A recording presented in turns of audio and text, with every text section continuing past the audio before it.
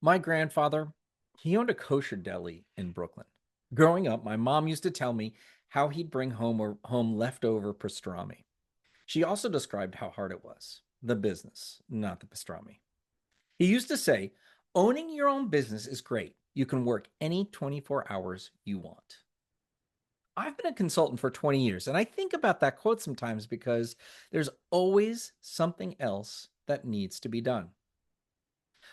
20 years ago, when I first went out on my own, that never ending to do list was mostly the burden of entrepreneurs. It was a trade off. And as a consultant, I had control over my work life. It was also the devil's bargain made by a few early employees and founders of startups.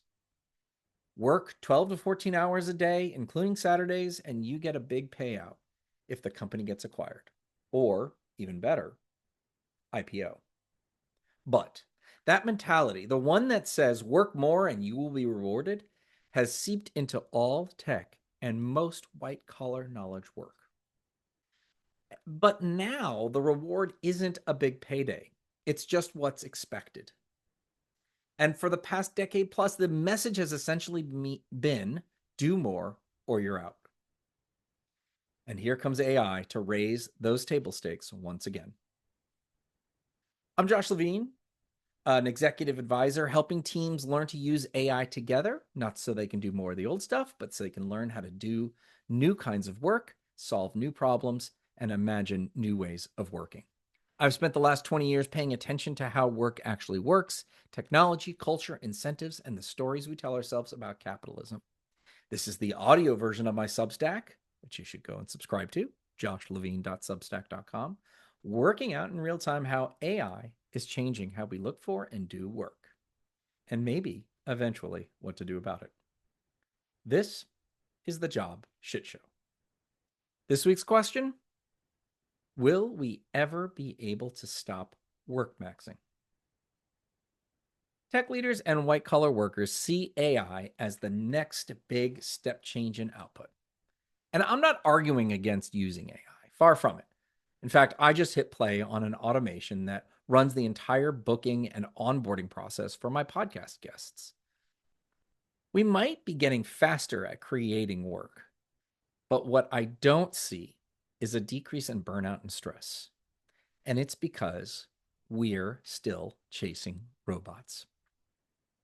As a society, we've fetishized productivity, chasing extreme efficiency and racing to outwork everyone else. This trend has evolved from being the tactics of only the most obsessed founders to the goal of almost every knowledge worker. Since long before AI, the ideal has been to be more like bots. Dude, you're a machine. If you've ever said that or heard it from somebody, you know exactly what I mean. But I'm calling bullshit. We're humans, not machines. Forgetting what you were switching tabs to do because another email distracted you. Well, that's not a discipline problem. And that tightness in your chest reading at 11 p.m., that email that you've already responded to, that's not a productivity problem. These are symptoms. This is your body responding to something it physically can no longer do. We don't get more hours, and we don't get to not sleep. We don't stop being tired or hungry or worried about our kids. A machine doesn't have any of that. So, when we expect, or our peers expect, or our boss expects us to be able to keep pace with a bot, ta-da! Anxiety and exhaustion on a silver platter. These signals are your biology telling you we've hit the ceiling, and no amount of hustle culture is going to raise it again.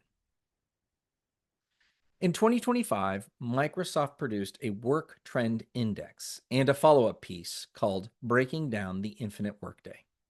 In it, researchers found that among other troubling data, M365 users send an average of 58 messages outside of the 9 to 5, and that meetings after 8 p.m. are up 16% year over year.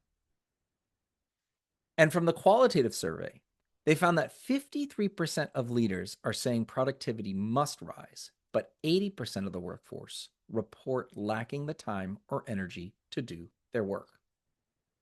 I'll add some qualitative data of my own. I was on a call recently with some mid career fractional executives. We were discussing the role of AI in our work. The overwhelming sentiment on the call was summed up this way: quote, I don't want to do things faster so I can do more. I'm 53 and I am tired.